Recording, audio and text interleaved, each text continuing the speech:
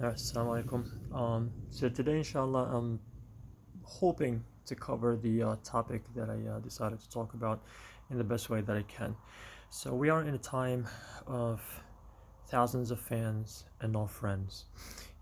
It's really interesting when you have in the news somebody who has millions of followers at times, and then all of a sudden they commit suicide.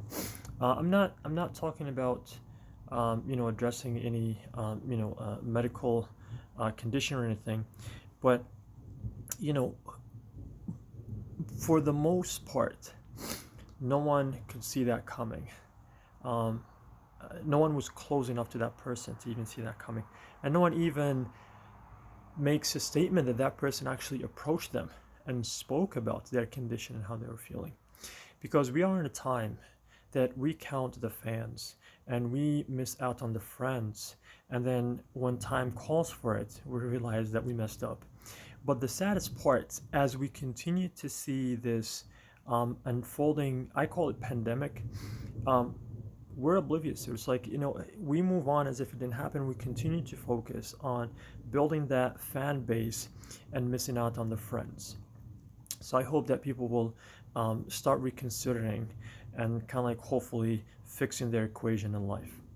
Now, so let's say that you realize that, this might be my reality when it comes to times of trial, when it comes to time where I need to talk to someone, I need someone to listen to me. There's no one from the millions or even thousands or even hundreds of fans, or quote unquote people that I thought are my friends, but I don't feel comfortable talking to them. They're not really close enough to me.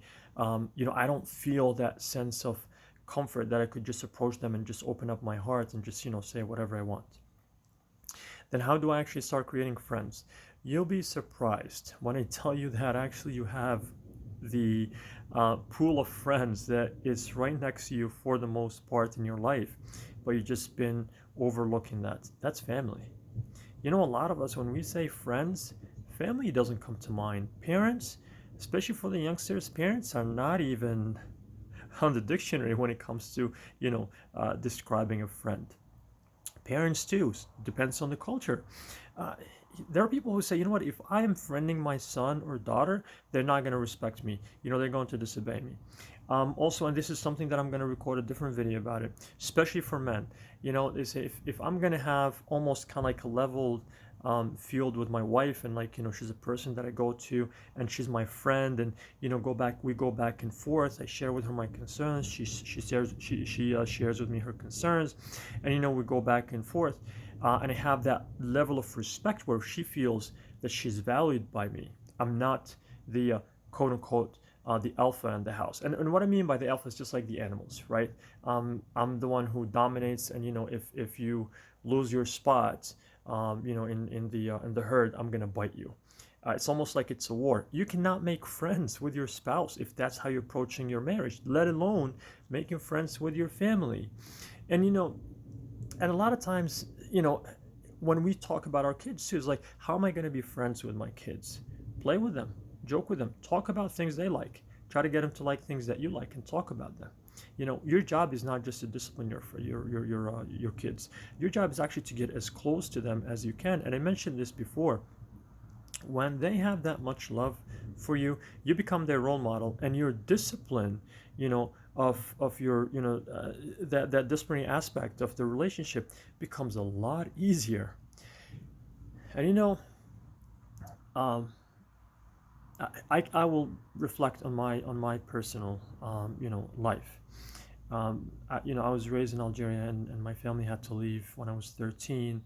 We went to Malaysia, and then he ended up coming here to the United States, or coming back to the United States when I was 19. The people that stayed loyal to me, stayed connected, stayed as my friends, like with no interruption in that relationship, were actually my family. You know, I reconnected with some of my friends from Algeria when I came here. I reconnected with some of my friends in Malaysia, and then I started my own family, and then for 1 year I had to go to Florida, and again, my family, my parents and siblings, they stayed truthful to me. My wife and kids, they were with me. during this journey. And for me, it amazes me when a lot of people actually literally physically step out of their houses to try to make friends while they fail to actually even build that friendship with their family members. And I'm talking about kids with their parents, parents with their kids, spouses with each other, any family member. And I would even say after that, go to your cousins, right? I'm not saying don't make friends with outsiders. Absolutely. I have friends. But life, when it tests those friendships, the one that usually withstands the test is the one that you build with your family members. The other thing is, as you're building that friendship, unfortunately, a number of parents, and this is the biggest mistake they make, is they think as long as I keep giving my kids those materialistic items, right? I mentioned in one video a long time ago, and I said they don't need your presents, they need your presence. They don't need your gifts. They need the quality that you carry to be present with them, to talk to them, to joke with them, to laugh with them, to have serious discussions, especially when they get older. Because what you do when you build that quote unquote, I don't even call it friendship, but it's more like a relationship between your kids and yourself as a person who buys. Here's the scariest part to that. Forgive me for saying this, I'm not going to mention names. As a school principal, this is what I noticed. The kids who actually get a lot of materialistic possessions from their parents, they go to the school and they use that against their friends. Meaning they say, if you don't give me this, I'm not going to be your friend. So it becomes like a conditional friendship based on tangible items. And for me, it scares me the most because I could deal with kids in the classroom, but I'm like, and I've seen adults who actually kind of like just cut the ties with their parents once they become financially independent. And my concern, because when I tell parents, your child did this and that, you know what they tell me? Oh, they're just a child. And they fail to understand that I'm not just talking about your child bullying somebody else to give them things to maintain, quote unquote, the friendship. I'm telling you that this is exactly what your child is going to do to you. Once they're financially independent of you, that's it. You don't mean anything to them. What are you going to do? Travel back in time, try to fix it? No. Do I buy things for my kids? Yes. But my kids, they know. My love for them comes first. My relationship with them comes first. And actually, there are times that I purposely do not buy things when they want them. And I would buy them something of even greater value at times, or of less importance in a sense that I don't see it as important as the other one. So they know that it's not based, and I do buy them things that they want, every now and then. But I want them to understand that my relationship with them, it's not that. It's not the financial relationship, right? So I really hope that people will stop, think, and reassess their approach to life. You don't need fans.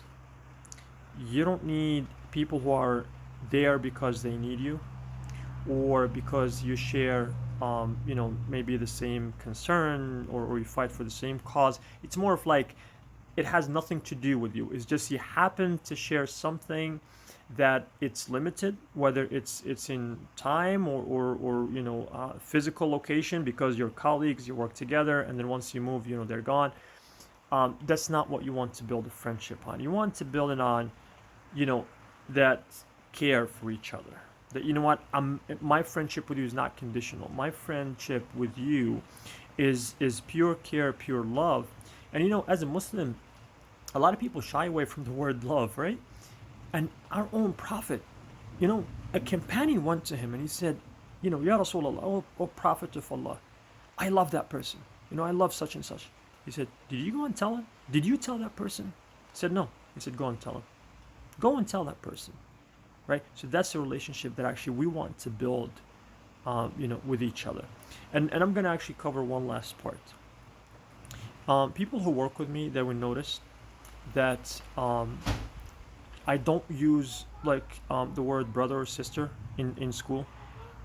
And the reason behind it, because I don't think it's a title that we could easily use in a sense. Because if you notice, like our friends, like my family friends, I don't call them brother or sister, right? I don't. and my wife doesn't call him brother or sister, and we don't. Baba, And no, yeah, that's my son. We don't, and that's okay, Baba. And we don't, and we feel very close to them. So for me, I feel like because as a community we lost the meaning of the word brother or sister. So even though they know that I see them as family, actually I drop that title because I'll be lying to them, in a sense, unless they're older than me. To kind of like use that brother, actually I use it with people that I'm not close to, honestly. But my friends, I do not call them brother. I don't. And then even their like spouses, when they're close friends to our family, we don't call them sister or brother. We call them by their names, and that's how close we are. Because for me, family, you don't give them that title. Again, I'm not getting into the Islamic aspect of things and why we call. I feel as a community we are yet to live up to it. So for me, from my approach, it's that friendship. And actually, if you look at it, the companions, they're called companions, friends, right? They're automatically brothers and sisters in Islam, but they took it a level above, where they say, look, I'm not just connected to you by that, the shahada of la ilaha illallah. I'm actually, my connection with you is deeper. I'm your friend, right? Even the Prophet ﷺ, he said, if God is not my Khalil, right? If God is not my friend, Abu Bakr Siddiq will be my Khalil in the hereafter, right? So, and I take that, and I cherish that relationship. So the teachers that I feel actually really comfortable with, and I feel that they are my family friends.